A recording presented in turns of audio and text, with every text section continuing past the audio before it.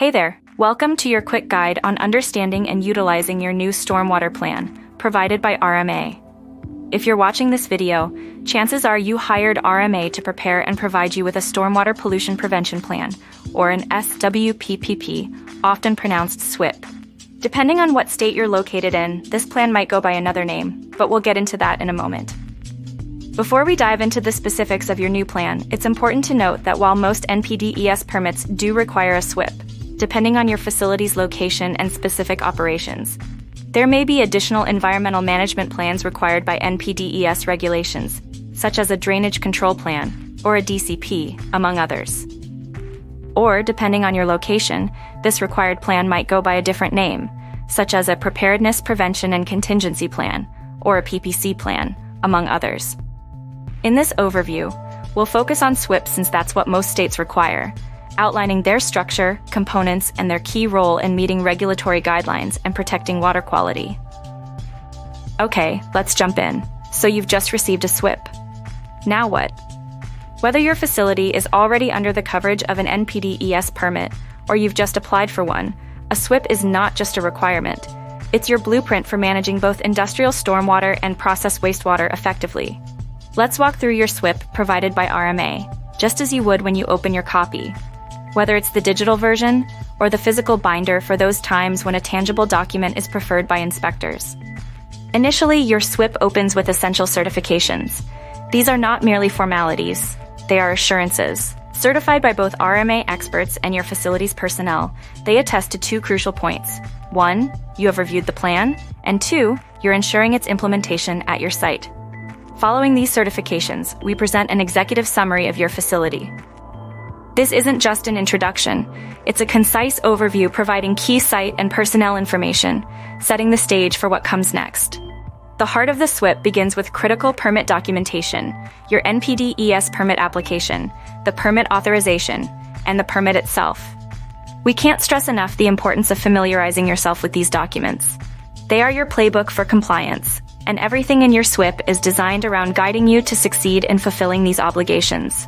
We recognize that operations and regulations evolve, which is why your SWIP also includes a revisions section. It's a reminder that this document is dynamic, a living document that adapts to changes in your operations or regulatory updates. An extensive description of your operation forms the next section, detailing everything from your location and industrial operations to a brief description of potential pollutants on site and your best management practices to deal with those pollutant sources. It introduces the Pollution Prevention Team, or PPT, the champions of your SWIP, while emphasizing the collective responsibility of everyone entering your site in maintaining NPDES compliance.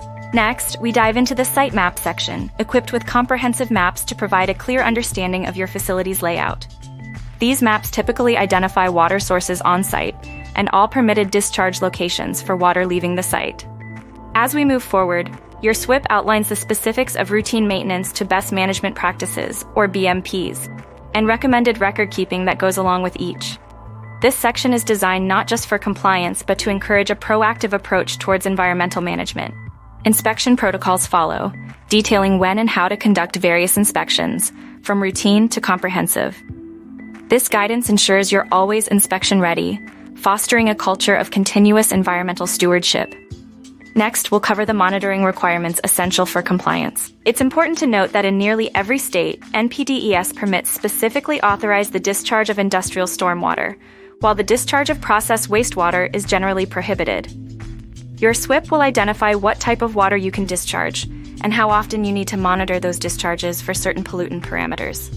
The information you gather from these discharges are often reported to the state on what are known as Discharge Monitoring Reports, or DMRs. Subsequent sections guide you through necessary certifications and annual training requirements, key to ensuring that your facility's operations do not inadvertently harm water quality, and that your team remains informed of best practices and regulatory requirements. To ease the record-keeping process, a section of blank forms is included, with a reminder to make copies as needed. Should you require more, let us know. We'd be happy to provide additional copies. Remember, it's not just about filling out these forms. It's about documenting your commitment to environmental compliance. Lastly, we've condensed your NPDES permit requirements into a convenient cheat sheet located in the back cover slip of your binder, offering a quick reference to stay in compliance. If your plan structure is different than what we covered here, our hope is that this overview has illuminated the significance of each individual section, regardless of their sequence in your document. In closing, your SWPPP is a vital tool in your environmental compliance toolkit. By understanding and utilizing it effectively, you can ensure your facility operates within regulatory parameters while contributing to a healthier environment. Need a hand with environmental regulations? RMA is here to help. Reach out today.